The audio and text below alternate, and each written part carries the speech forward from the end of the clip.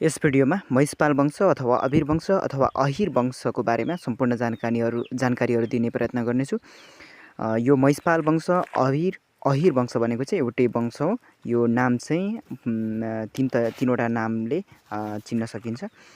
गोपाल वंशवाले अनुसार गोपाल वंशका राजा चाहिँ यक्षगुप्तलाई चाहिँ युद्धमा पराजित गरे पश्चात महिषपाल वंशले शासन सञ्चालन गरेका थिए भन्ने उल्लेख गरिएको पाइन्छ भने कतिपय किताबमा चाहिँ गोपाल वंशका अन्तिम राजा यक्षगुप्त चाहिँ निसन्तान हुँदाखेरि महिषपाल वंशका प्रथम राजा बरसिंहले शासन सञ्चालन सुरु गरेका थिए भनेर उल्लेख गरेको पाइन्छ।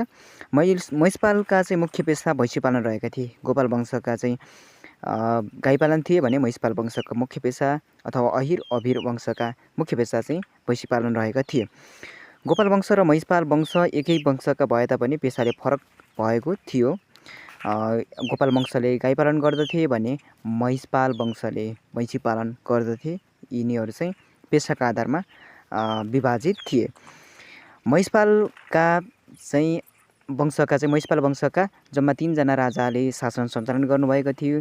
उहाँहरू चाहिँ बरसिंह, प्रथम राजा बरसिंह, दोस्रो राजा जयसिंह र अन्तिम राजा भुवनसिंह हुनुहुन्थ्यो भने उहाँहरूले प्रथम राजा बरसिंहले 49 वर्ष, जयसिंहले 71 वर्ष 2 महिना र भुवनसिंह अन्तिम राजाले चाहिँ 41 वर्ष शासन गरी जम्मा 161 वर्ष शासन गरेको भनेर गोपाल वंशवालीमा उल्लेख रहेको छ भने कर्क पेट्रिक वंशवालीमा चाहिँ 3 जना राजाले चाहिँ जम्मा 111 वर्ष शासन सञ्चालन गरेको उल्लेख गरेको छ।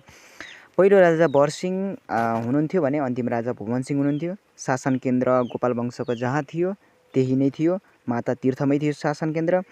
र महिषपाल चाहिँ कसका सन्तान थिए भने श्रीकृष्णका सन्तान थिए। उहाँहरू चाहिँ महिषपाल वंश सम्बन्धी सम्पूर्ण जानकारीहरू यति नै। मन पर्यो भने लाइक गरिदिनु होला, कमेन्ट गरिदिनु होला, च्यानललाई सब्सक्राइब गरिदिनु होला। लोकसेवा सामग्रीहरू म ल्याइरहनेछु। धन्यवाद।